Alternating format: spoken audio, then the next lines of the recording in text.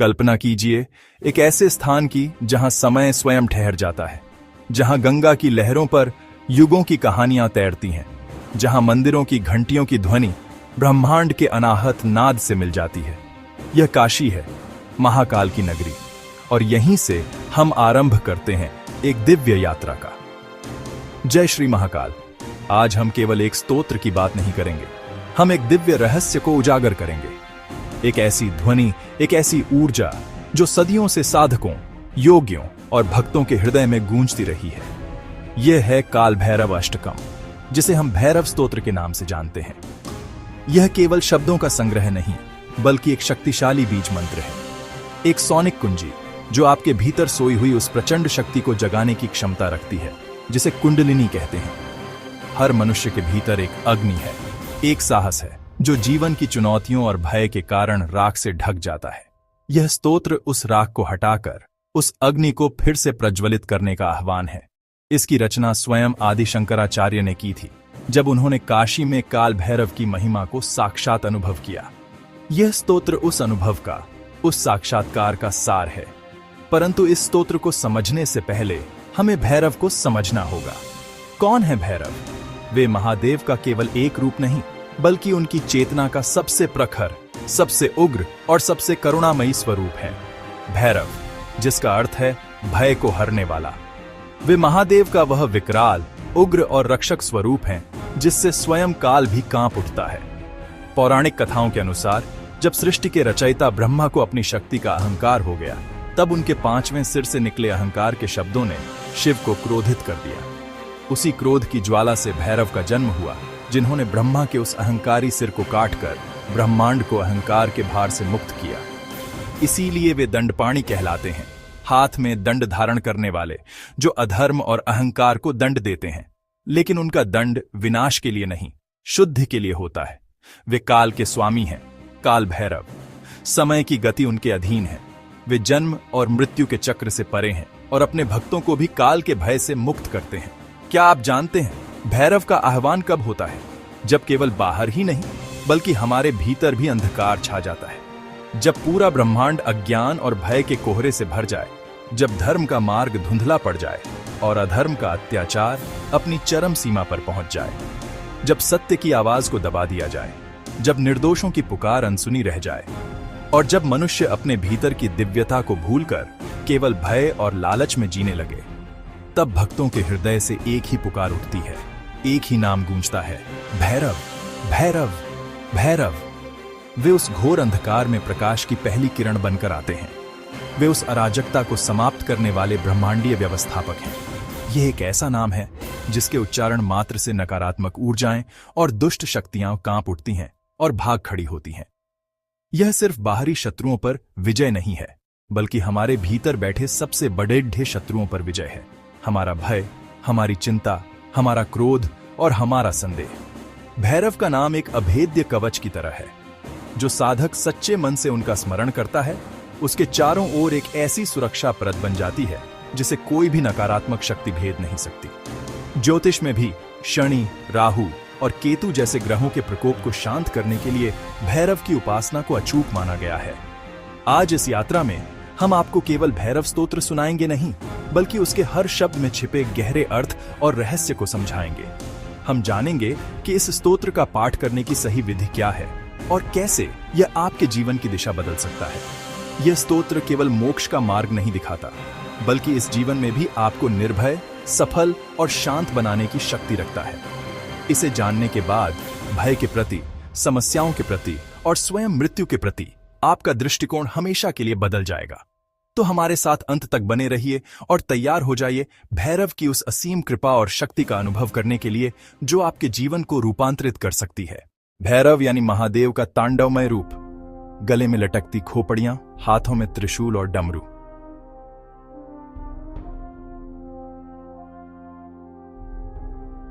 चारों दिशाओं में रक्षक के रूप में विराजमान इन्हें अष्टभैरव भी कहा जाता है। कहा जाता है कि जहां भैरव की उपासना होती है, वहां बुरी आत्माएं और शत्रु दूर भाग जाते हैं। यह स्तोत्र साधक को भय, पाप और शत्रु बाधाओं से मुक्त करता है।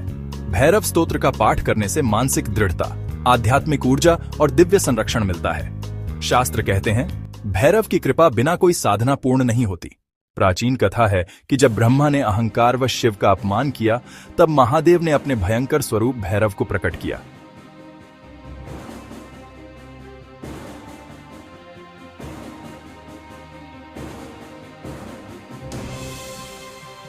भैरव ने अहंकारी ब्रह्मा का एक सिर काट दिया, जिससे सबको यह सीख मिली कि अहंकार का अंत निश्चित है।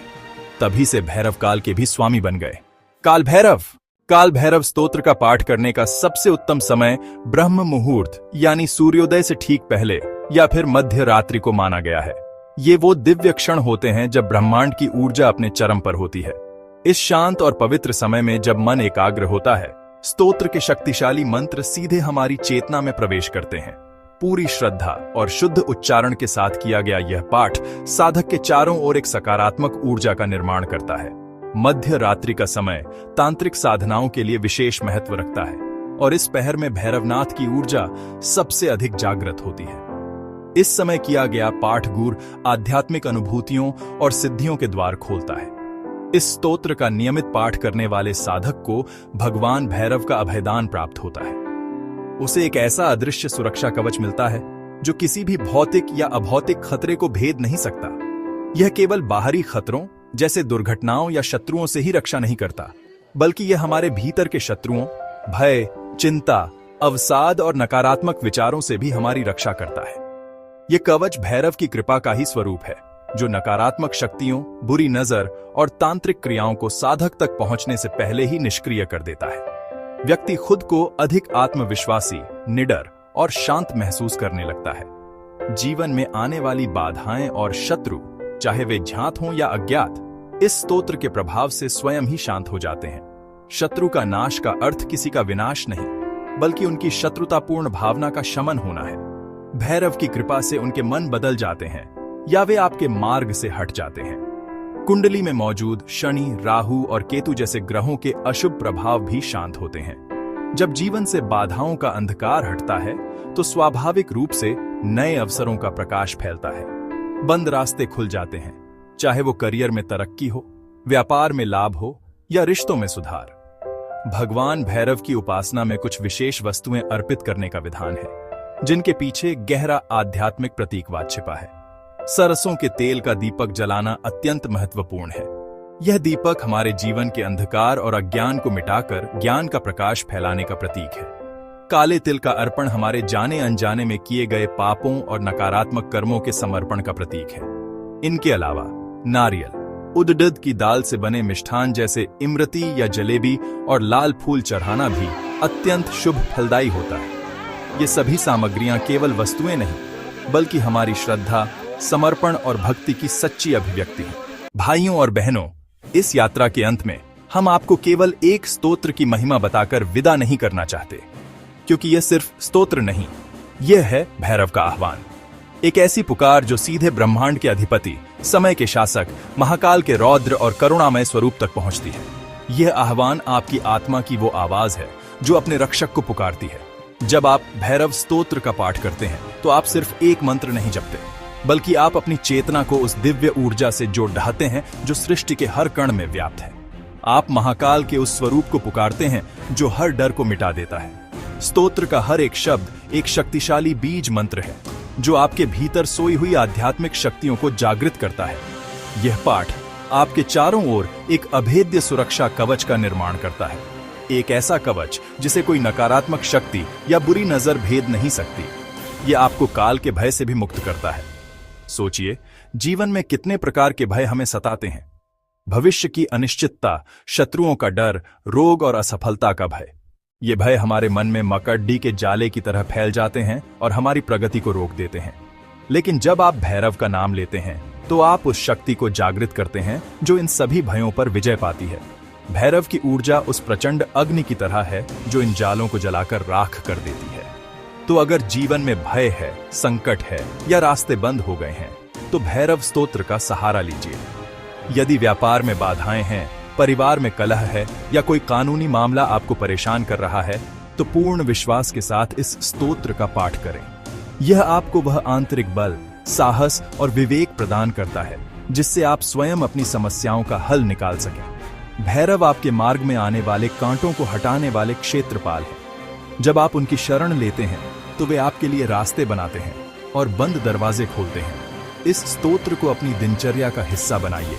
हर दिन या विशेषकर शनिवार को शांत मन से बैठकर इसका पाठ करें।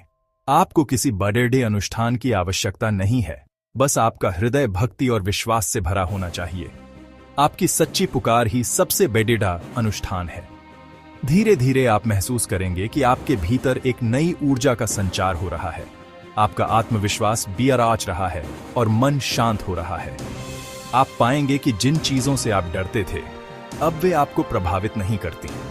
यह भैरव की कृपा का अनुभव है जो हर उस भक्त को मिलता है जो सच्चे मन से उन्हें याद करता है। वे उग्र हैं पर अपने भक्तों के लिए परम दयालु हैं। वे दंडनायक हैं पर शरणागत के लिए मोक्षदाता है। इस दिव्य ज्ञान को अपने जीवन में उतारें और इसके चमत्कार को स्वयं अनुभव करें। इस आध्यात्मिक प्रवाह को बनाए रखने के लिए हमारे चैनल राधा रानी के दास से जुड़े रहिए। वीडियो को लाइक करें, शेयर करें और सब्सक्राइब करना न भूलें। आपकी आध्यात्मिक यात्रा में हम सदैव आपके साथ हैं। जय